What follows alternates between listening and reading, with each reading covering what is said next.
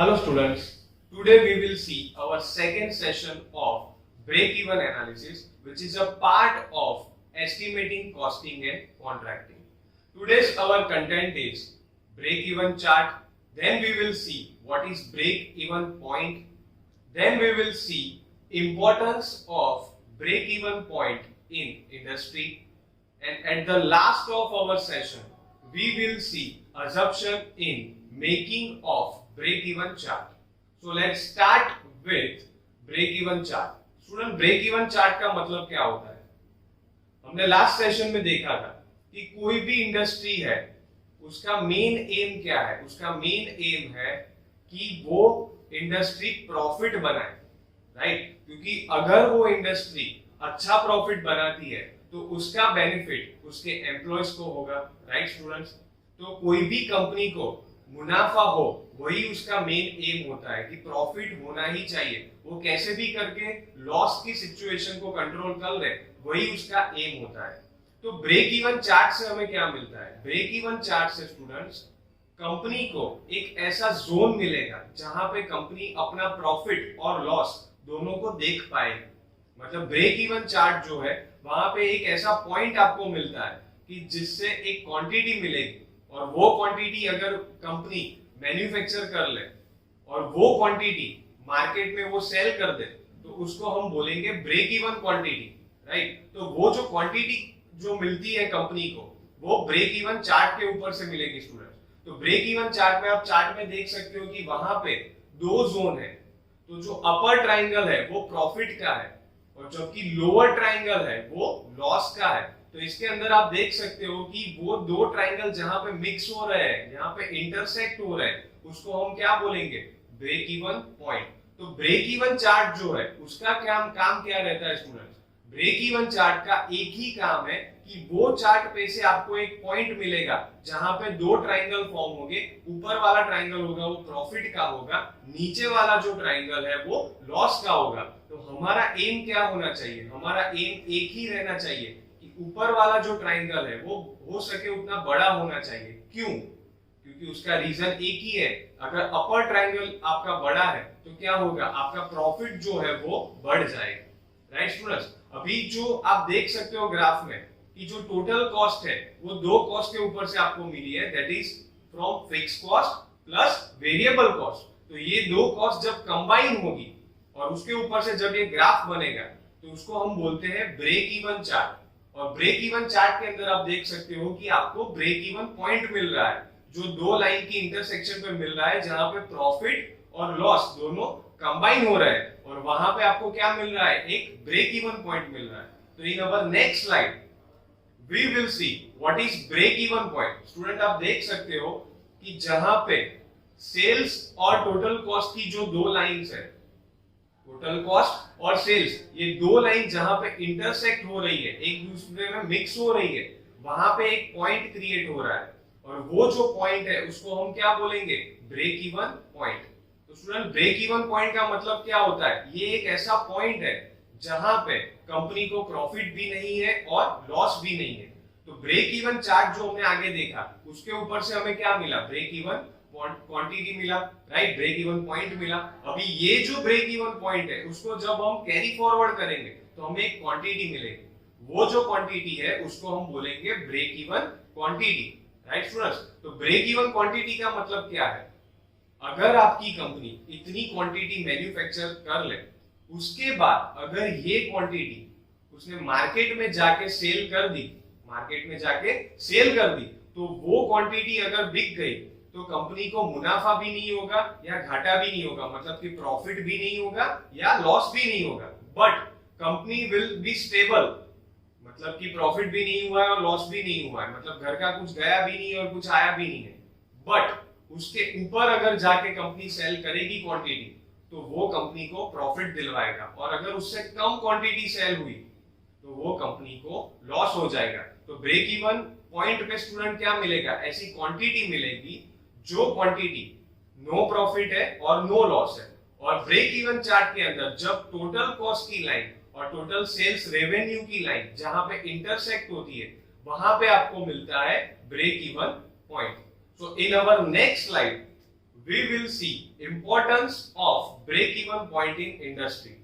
अभी इंडस्ट्री में इसकी जरूरत क्या है वो हमें देखना है, राइट स्टूडेंट्स। तो ब्रेक इवन एनालिसिस का मतलब तो अभी हमें पता चल गया कि ये एक ऐसा एनालिसिस है जहां से कंपनी को नो प्रॉफिट और नो लॉस जोन मिलता है। तो अभी ये जो पॉइंट हमें मिला that is break even point, उसकी नीड क्या है वो अब हम देखेंगे।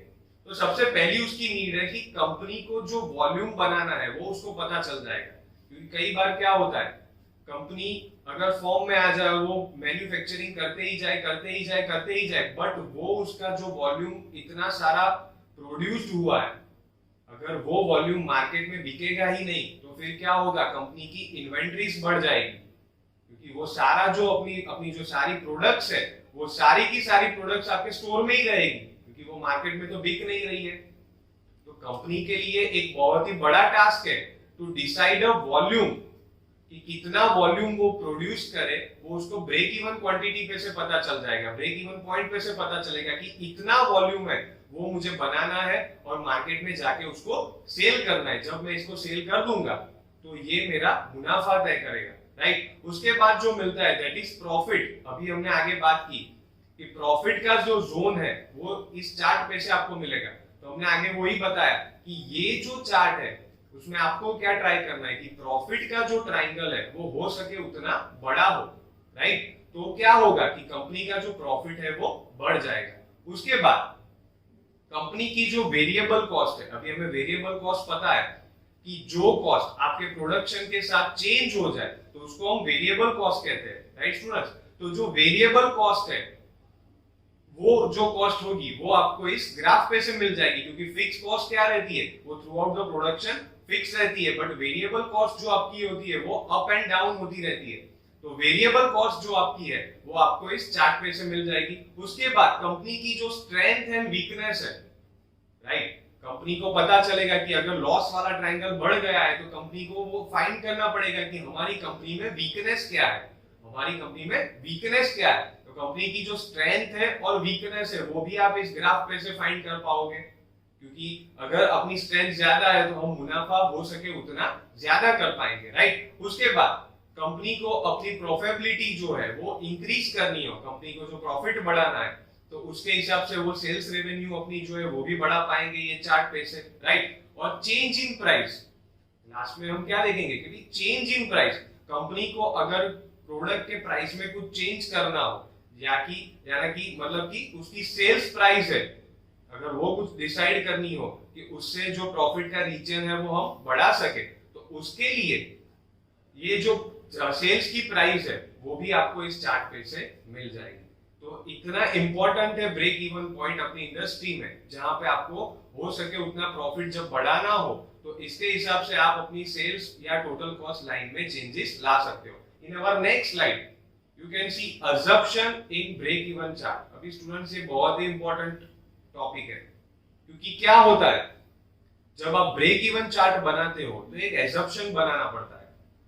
ये जब चार्ट आप बनाते हो तो थियोरेटिकल कई सारे assumptions हैं वो आपको लेने पड़ते हैं, राइट। assumptions में हम क्या करेंगे, तो सबसे पहला assumptions है कि ये जो चार्ट आप जब बनाओगे तो ये चार्ट में सिर्फ दो ही कॉस्ट आएगी, first one is fix cost and second one is variable cost. इसके अलावा आप कोई कॉस्ट इसमें इंक्लूड नहीं कर सकते। लाइक अगर आपको कैटलॉग प्राइस अंदर डालना हो तो आप नहीं डाल पाओगे, सेलिंग प्राइस डालना हो तो नहीं डाल पाओगे। आप दो कॉस्ट ही अंदर डाल सकते हो, fix cost and variable cost. Second thing is selling price is assumed.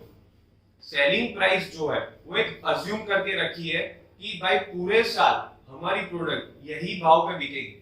हालांकि ये प्रैक्टिकल बेस पे ट्रू नहीं है स्टूडेंट्स, क्योंकि सेलिंग प्राइस का कुछ तय नहीं होता है। अगर सीजन है तो आप भाव बढ़ा भी दोगे, सीजन नहीं है तो कम भाव में भी आपको सेल करना पड़ेगा।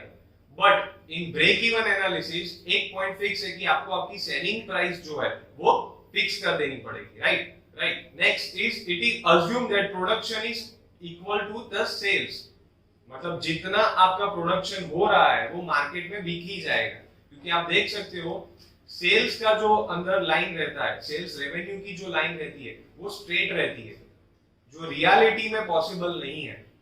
क्योंकि सेल्स जो आपका होता है वो अप एंड डाउन होता है। ऐसा जरूरी नहीं है कि हर एक सिचुएशन में आप जो भी माल बनाओ वो बिक ही जाए। बट इस चार्ट के दौरान एक एजम्पशन लिया हुआ है कि प्रोडक्शन कॉस्ट और सेल्स कॉस्ट दोनों सेम रहेगी, right. Sales revenue is also assume constant. अभी हमने जो बात की कि जो आपकी सेल्स की रेवेन्यू रहती है, ऊपर जो हमने बात की वो सेलिंग प्राइस की थी कि पर प्रोडक्ट जो सेलिंग प्राइस है वो फिक्स रहेगी।